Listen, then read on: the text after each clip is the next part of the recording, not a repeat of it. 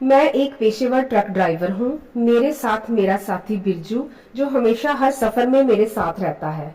हम दोनों निकल पड़े एक नए रास्ते, नई मंजिल की ओर जहाँ माल पहुँचाना था। चलते चलते काफी टाइम लग गया। वहाँ कई जगह जाम लगे हुए थे, जहाँ से निकलते निकलते हमें काफी वक्त लग रहा था।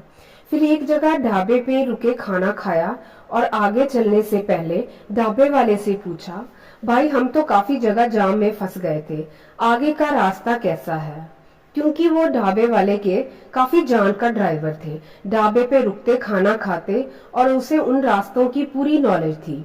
तो वो बोला, भैया आगे चलकर तो आपको एक बड़ा जाम मिल सकता है, अक्सर ड्राइवर बताते हैं, मगर हो सकता ना भी हो, लेकिन कहते हैं ज्यादातर जाम लगा रहता है, घंटों लोग वहां फंसे रहते हैं। मैं थोड़ा परेशान हो गया। ऐसे तो पूरी रात यहीं लग जाएगी, टाइम पर कैसे पहुंचेंगे? तो बिरजू फौरन उस ढाबे वाले से बोला, भैया कोई और रास्ता भी है?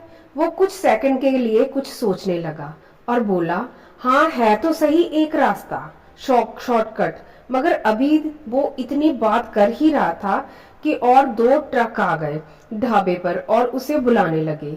वो उनसे बात करने लगा। हमने कुछ इंतजार किया कि वो हमसे बात करने के लिए फ्री हो जाए, मगर उसे खाने का ऑर्डर मिल गया था। वो जल्दी से अपना काम शुरू करने लगा। हमने उससे फिर से पूछा, आप बता रहे थे कोई शॉर्टकट रास्ता है? वो जल्दी से बोला, हाँ भैया है तो सही शॉर्टकट, मगर काफी सुनसान रास्ता है।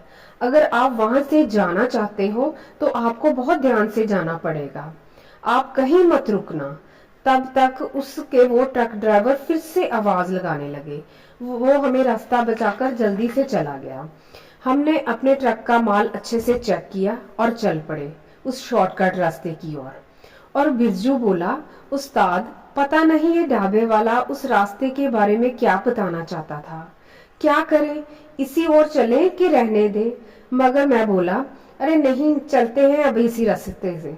लगातार हम आगे बढ़ रहे थे, एकदम सुनसान और अंधेरा, बस रोशनी हमारे ट्रक की लाइटों से ही हो रही थी। हमें अब थोड़ा सा डर लगने लगा था। वहां से तो कोई दूसरा वाहन भी नहीं गुजर रहा था। फिर हमने देखा एक औरत लाल चूड़ा पहने हुए वहां रास्ते की साइड पे खड़ी है। तो हम हैरान हो गए, इतने सुनसान में ये जवान अकेली औरत कैसे यहाँ पे है? तो बिरजू बोला, उस्ताद हमें इस रास्ते के बारे में कुछ नहीं पता है, बस आप जल्दी से ट्रक आगे बढ़ाते जाओ। मैंने ट्रक उसके पास से काफी स्पीड से आगे ले गया। अब हमारी उलझन और बढ़ गई थी कि उस औरत को कहीं मदद की जरूरत तो नहीं थी। ट्रक के आगे धुआं धुआं सा छूटने लगा। हम उस धुएं से बाहर आए तो आगे फिर वही लाल चूड़े वाली औरत। अब हमारा दिमाग बिल्कुल काम करना बंद कर गया था। बिरजू बोला, उस्ताद ये तो मुझे भूतनी लग रही है, शायद इसी वजह से उस ढाबे वाले ने हमें ना रुकने के लिए बोला था। हमने अब अपनी खिड़कियों के शीशे अच्छे से बंद कर लिए, बस यही हमारी आखिरी रात है, मैं मन में सोचने लगा। मैं लगातार ट्रक चलाता गया।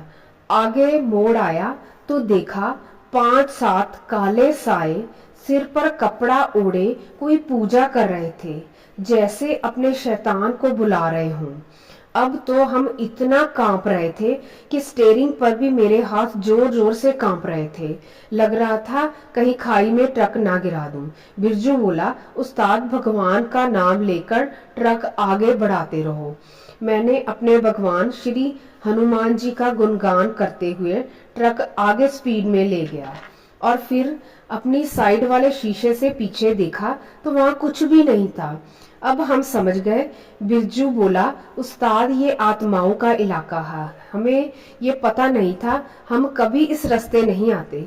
थोड़ी देर बाद देखा तो लाल चूड़े वाली औरत हवा में उड़ती हुई आई, हमारे ट्रक के सामने वाले शीशे से टकरा गई।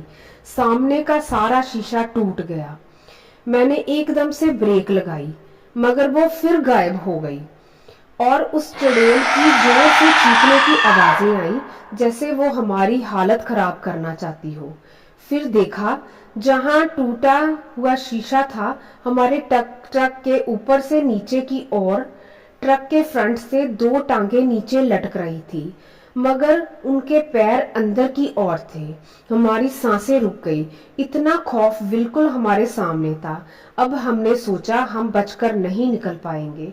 फिर जल्दी से मेरी सीट के सामने से मैंने डैशबोर्ड से जल्दी से कुछ निकाला। वो था मेरे मंत्र की छोटी सी किताब, श्री हनुमान चालीसा, जो हमेशा मेरी गाड़ी में रहती है। मेरी बीवी ने परमानेंट मेरी गाड़ी में रख दी थी कि आप ऐसे रास्तों पे जाते हो, इसे अपने पास हमेशा रखना और टाइम लगे तो पढ़ भी लिया करना। आज मैंने जल्दी से चालीसा पढ़ना शुरू कर दिया। दोस्तों, आपको पता है, श्री हनुमान चालीसा पढ़ने से भूत प्रेत पिशाच सब डर से भागते हैं। मैं जोर जोर से मंत्र उच्चारण कर रहा था। वो एकदम से वहां से गायब हो गई। उन पहाड़ी सुनसान रास्तों में मेरे मंत्रों के उच्चारण गूंज रहे थे। बिरजू भी मेरे साथ साथ पढ़ने लगा और हमने ट्रक स्टार्ट किया और देखा वो हमारे रास्ते के सामने से दूर खड़ी थी। हम पे गुस्से से चीख रही थी, लेकिन हमने मंत्र पढ़ते हुए आगे बढ़ते जा रहे थे। वो अब हमसे दूर कहीं कहीं नजर आ रही थी। अब वो हमारे पास नहीं आ सकती थी। धीरे धीरे जैसे जैसे हम आगे बढ़ रहे थे, वो दिखना बंद हो गई। लेकिन हम जब तक इस शॉर्टकट रास्ते पर रहे, उच्चारण चलता रहा। आगे हमें मेन हाईवे की रोड दिखाई दी। हम उस पर रोड पर आ गए। बस हम इतना डर गए थे कि ना हमने अपना ट्रक कहीं रोका, ना मंत्रों का उच्चारण रोका। अब वहां गाड़ियां भी नजर आ रही थी। अब सुबह हो गई थी। फिर एक ढाबे पे हमने चाय पीने के लिए रुके और ढाबे वाले से सारी रात की आप बीती बताई। फिर उसने कहा कि हाँ बाबूजी, इस रास्ते से लोग कम जाते हैं, वहाँ आत्माएं रहती हैं। कई लोग तो उन रास्तों से कभी वापस ही नहीं आए। फिर क्या था, हमने अब मंजिल पर पहुंचकर अपने ट्रक का नया शीशा लगवाया और उस दिन से आज तक मैं उन रास्तों पे कभी नहीं गया और अपने सफर में मैंने हमेशा हनुमान चालीसा पढ़ते हुए गया। गाइस, प्लीज प्लीज सब्सक्राइब करें, लाइक करें और अपने प्यारे से कमेंट करें, बताना कि आपको ये स्टोरी कैसी लगी।